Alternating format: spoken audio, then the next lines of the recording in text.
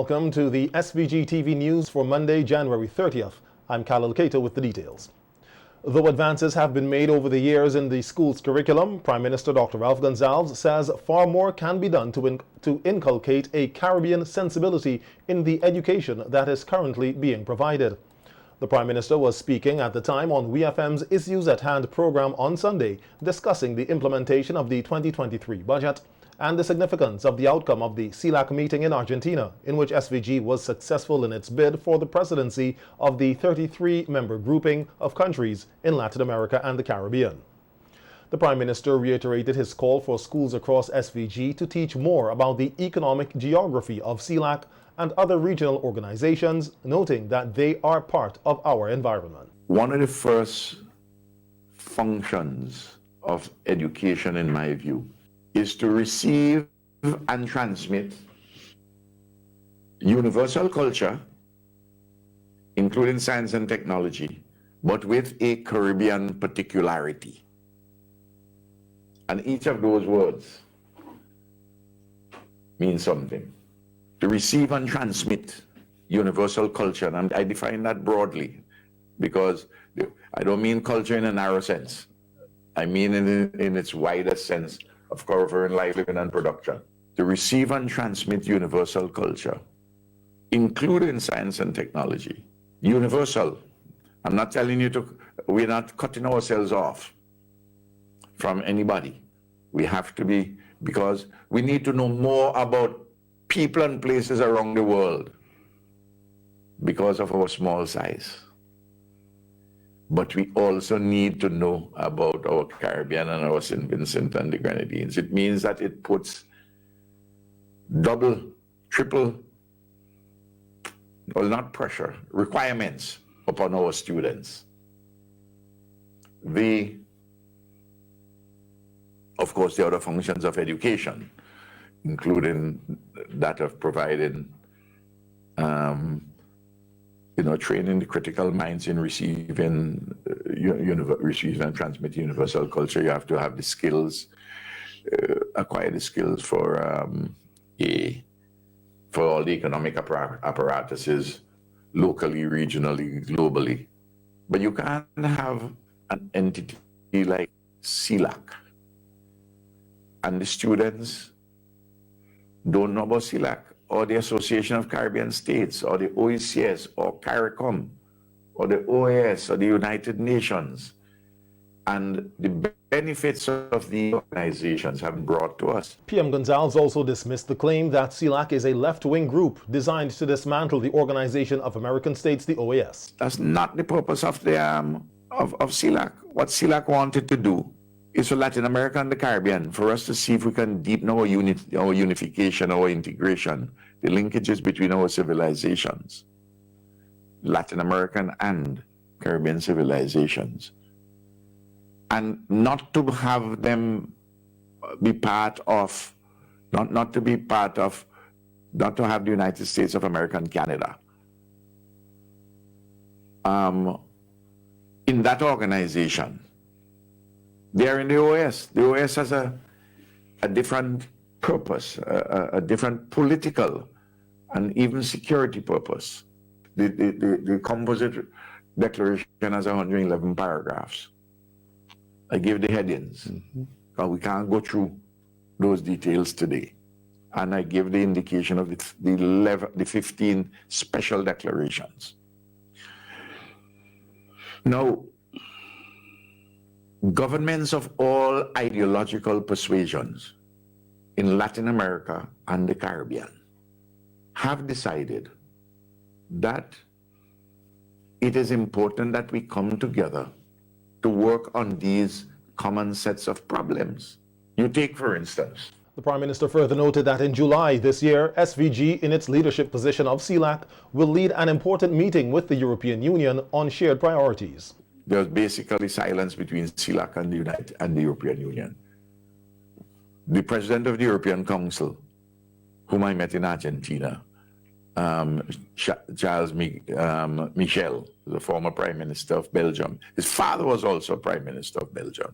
And I knew his father when he was the Development Commissioner for the European Union. And we have set the 17th and 18th of July in Madrid, Spain, during the presidency of Spain, of the European Union.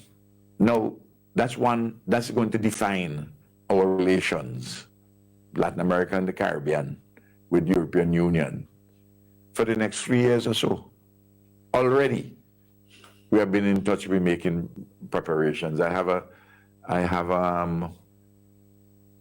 very important Zoom meeting with leadership from the European Union sometime next week. I gave 2 days, 2 different times, what would be appropriate, suitable to them. To continue to strengthen ties between St. Vincent and the Grenadines and the Republic of China, Taiwan, head of the SVG ROC Embassy, His Excellency Peter Shali Lan, says that they are looking forward to continue all projects from last year, along with the implementation of more initiatives this year. Speaking on the API's MAN and SVG program this morning, Ambassador Shali Lan said the government of Taiwan will continue to aid in the development of the people of St. Vincent and the Grenadines. For example, all the routine or annual project will continue to benefit. For example, the YES, the SAT, and the scholarships. But other than that, in terms of the economic recovery, we now have, in addition to the women's empowerment project, we are taking it to phase 3, and then we have the on-site program on top of that to supplement infrastructure programs like the repairing of the Rebecca Bridge and the removing of the debris. So that's one aspect. The other aspect is the major infrastructure, as I mentioned. So the road repairing project is in addition to the port modernization project. We continue to participate in such important programs. But don't forget, we have to continue our technical missions project. For example, the agricultural project, we're going to have 2 more in the pipeline. And our ICT programs, other than the e-bus and the CCTV project, we will continue a new phase of that. We're going to bring in some of the more advanced technology, including AI, to that program. And of course, the Mandarin program we're already looking at, and the public health program will continue. So these are the new momentums we are trying to bring in. Meanwhile, the ambassador congratulated St. Vincent and the Grenadines on assuming the presidency of CELAC. Mention that congratulations to St. Vincent and Grenadines of getting the president of CELAC. I think, as Prime Minister said, St. Vincent and Grenadines is giving that organization the leadership. So we want to be able, as a valuable partner, we want to be able to support our partner, that leadership. Vendors at Little Tokyo welcome the government's initiative to clean up the area. However, they would like to be properly informed of the timeline for their shops or stalls to be moved. As we hear in this report, some would like to be relocated, while others would like consideration to be given for them to return after the cleanup process is completed. Many shop owners and vendors say they have occupied shops at the Kingstown bus terminal, better known as Little Tokyo, for more than 2 decades. And one of them is Kendall Neverson, who operates a mini-mart, which includes the sale of liquor. Yes, I am so happy. I really was looking forward for this many years. We have got so many meetings with the government, and from Camden Park, Victoria Park twice, Methodist Hall. I remember that, all of that, meeting after meeting, and up to today's date, nothing. And I do hope it's really, the time is now. During his 2023 budget presentation, Minister of Finance Camilo Gonzalez said that the redevelopment of Little Tokyo is slated for the last quarter of this year at a cost of 3.1 million EC dollars. However, Neverson and other shop owners who chose to speak off camera said they were informed to prepare to remove in the first quarter of 2023 and await on the Kingstown Town Board to inform them on their next move. Because look, my shop personally, I already take out certain things. I don't buy anything to start the shop anymore because we were told that start to get prepared. We have to get out of here for the first quarter. So I'm in the process of doing so. And right now, I'm not making money because as we were here and you see someone come and ask for more, it don't make sense I go and buy, start my cooler, and I don't know when do we have to remove from Little Tokyo. I would like to know what they plan for us in that 2 years. If they're just going to send us home, just like that, if they're going to relocate us for that 2 years, if they're going to compensate us, I would like to know. The last meeting with the Kingstown Town Board officials was held late last year, which ended abruptly, reportedly following disorderly behavior. They tried to have a meeting, and I tell you, they were not successful at all with the behavior of many vendors. Even those who have already got money from the government, from the wall over there. Other shop owners who spoke off camera said they are in favor of relocation. So I would actually prefer relocation. One of my suggestions about the relocation would be the place that they build on the old airport over there for the children. When they finish the schools, that same place could probably be a good spot to relocate with. I can rest and assure that as long as God gives me that life, I know I'll be coming back. After he already renovated Tokyo, rules and regulation must put in place. But one of the things that the Prime Minister himself will have to take into consideration is that Little Tokyo is where the ordinary man and woman comes most of the time to ease their frustration. I'm really looking forward for this place to be renovated and renovated speedily. Rules and regulation, and let's get some business going again once again. Meanwhile, vendors also agree with the move to redevelop the area. I understand the government going to handle this place, and I agree with it. We really want to handle it too, right? But we have nowhere to go. When they push we out, we have nowhere to go. So we have to just go home until they're done with Tokyo. There are just over 30 shops, the majority being bars. Prime Minister Dr. Ralph Gonsalves on numerous occasions said that rum shops will have to go, but owners will be compensated. Larissa Pugsley-Kidd, SVG TV News. Local creative Calvert Jones continues to push the boundaries, and his latest move has seen him sign with Elizabeth Sloan, a business development and deal origination firm with operations in the Caribbean and West Africa. Jones is known locally, regionally, and internationally through his brand of art, Tropical Realism. He is a self-taught visual artist and entrepreneur who, in November 2016, gifted Prince Harry with a self-portrait, and most recently, Jamaican superstar Popcorn received a piece from Jones depicting the dancehall artist and his mother, whom he fondly refers to as Miss Rona. Today, Jones said he signed a deal with Elizabeth Sloan that will assist him with the business development services, specifically as it relates to his intellectual property IP syndication. He said the company will review contracts and help with agreements, with managing director at Elizabeth Sloan, Melanie Winter, being one of the point persons. Jones said the company has worked with names like UNESCO and Visa, and while it is a small team, Elizabeth Sloan is an extremely professional organization with a good reputation. Jones said he is hoping to do a documentary series based around one of his paintings, and there is a lot involved in a process of this nature, including legal frameworks and agreements, and Elizabeth Sloan is going to help with that, as it is hard to pull together.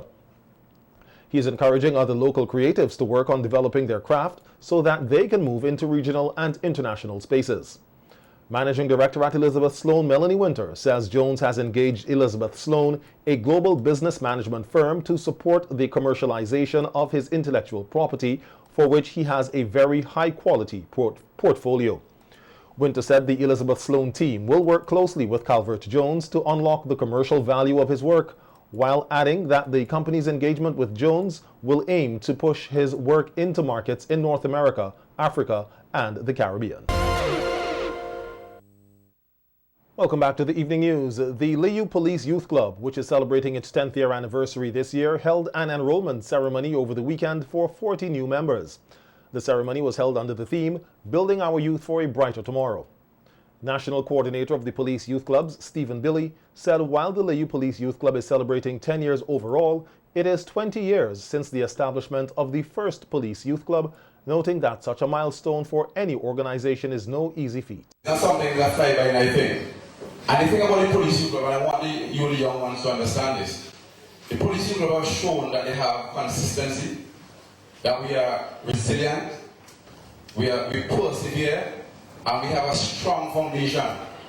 You see, the thing is, I am always for youth, and it is good to see all of you here this afternoon.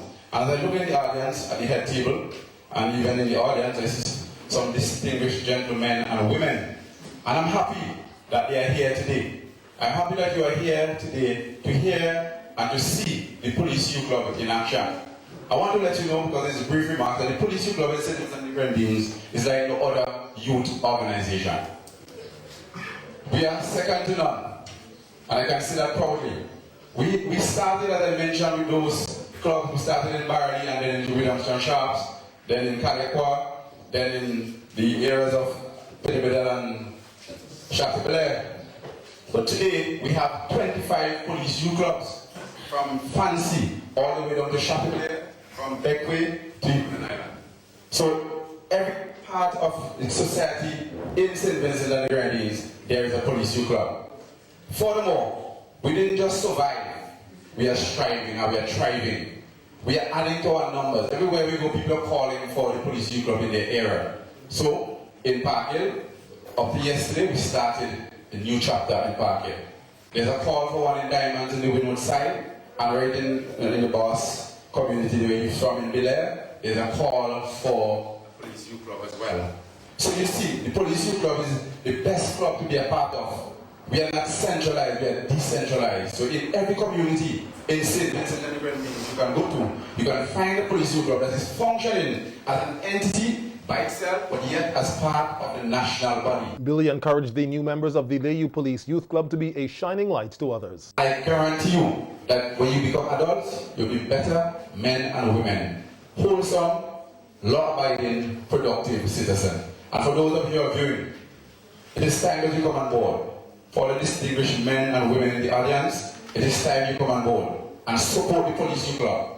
You understand? It's time that you put your money where your mouth is, kind of thing. It is time that we stop criticizing the youth, stop pulling down the youth, stop making excuses. It's time that you put all hands on deck. It is time that you join the movement that is the police youth club. I want to say thanks to the boss. I've never gotten an opportunity to stand him in public for a while.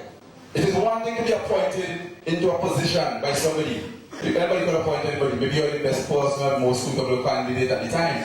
But when you're appointed and then you're supported, yeah, things happen.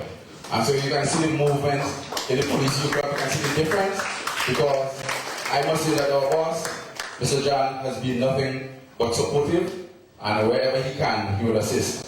But now, I want all of St. Vincent.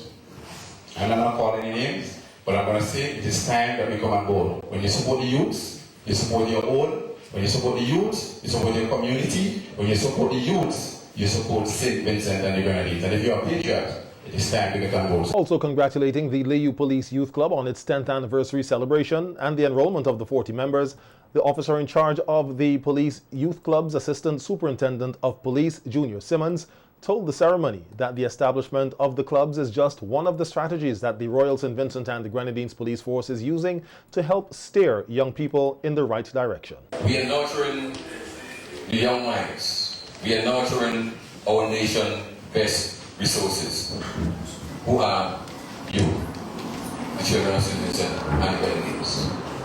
And I love your theme today.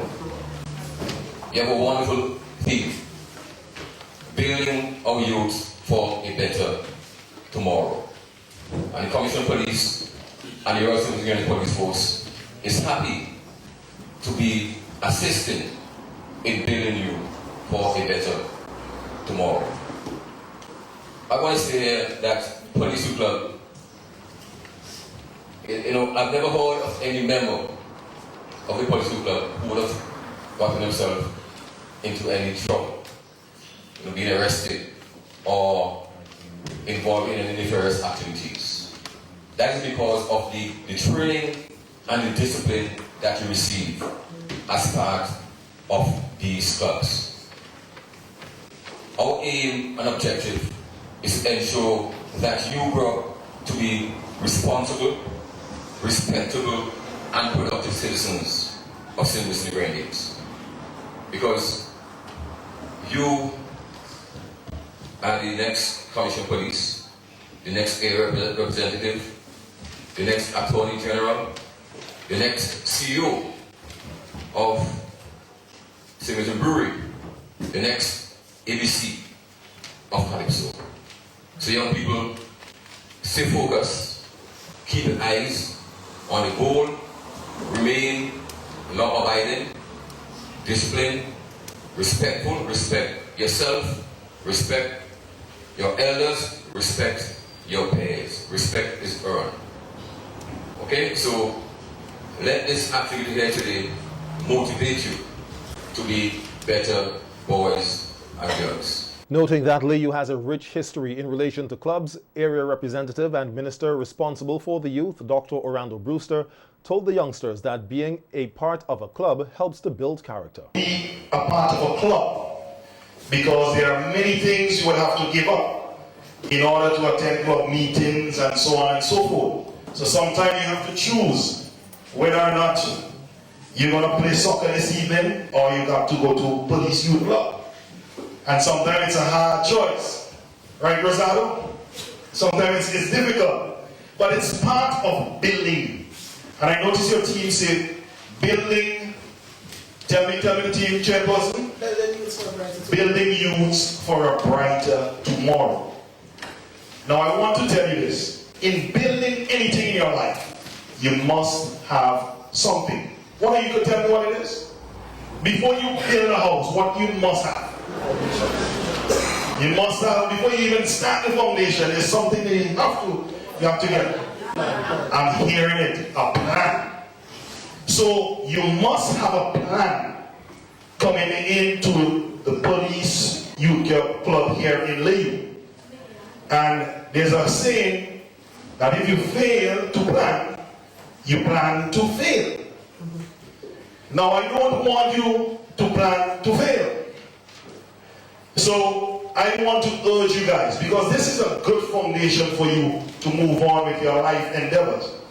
And I see here, as ASP Simmons mentioned before, many of you are going to become decent and outstanding citizens of St. Vincent and the Grenadines. I want in the next couple of years, when I have a little more grip, when I walk into an institution in Kingston, I should see one of these beautiful faces to greet me and to say, Mr. Brewster, this is what you do, this is what you do. And to be in this club is part of that process. It's part of building you. Motorists here are being encouraged to report all vehicular collisions to the police. Speaking on WeFM recently, Sergeant Kenny Jones said that it is important that motorists do so in order for the police to have accurate statistics of collisions in particular areas or time periods. It is not a practice, or it is not accepted where when someone reports a collision from outside, where the police will tell them to come to the station, right? It's the police responsibility to respond to that scene and to process that scene and do what is necessary to investigate that motor vehicle collision. So that is a message I would just want to send to the general public as well in relation to collisions on the road. Persons to report motor vehicle collision. That is what we do. There are cases where persons don't involve the police and they do their settlement. But we, from our standpoint, the message that we generally send to the public is to report collision, because we also need a record in respect of how many collisions or the stats as to how many collisions is happening on the road or in a particular area, so that we could put whatever things need to be put in place, we could put those things in place to alleviate those collisions as well. Sergeant Jones further outlined the reasons why motorists should not fully tint their vehicles. I'm going to refer you to the Motor Vehicle Road Traffic Act, because the police act in confines with the law, right? And the Motor Vehicle Road Traffic Act, where the motor vehicle inspectors who act basically on behalf of the Commissioner of Police, right? Under the Act, that's Section 20. It says that the inspector shall examine such motor vehicle, Section 20, subsection 2. He shall examine such vehicle, and if satisfied that it complies with the provisions of this Act, of these regulations, and on payment of the prescribed fee, shall issue a certificate containing such particulars or specified in Form 6 in the fourth schedule, and no license for such vehicle shall be issued or renewed unless the inspector certifies that that vehicle complies with the provisions of the Act. That is the authority that the motor vehicle inspectors have, right? And in reference to the tint, once you go to the inspection site, one of the challenges that we have now on the streets of St. England is where the license for this motor vehicle that should be affixed to the front of the vehicle in an upright position and should be clearly visible, as the law says, should be clearly visible from the front. Once you see this vehicle, you should see the license sticker. Once you go to the garage and an inspection is done, and the motor vehicle inspector has that challenge, they would ask you to remove whatever is obscuring the view.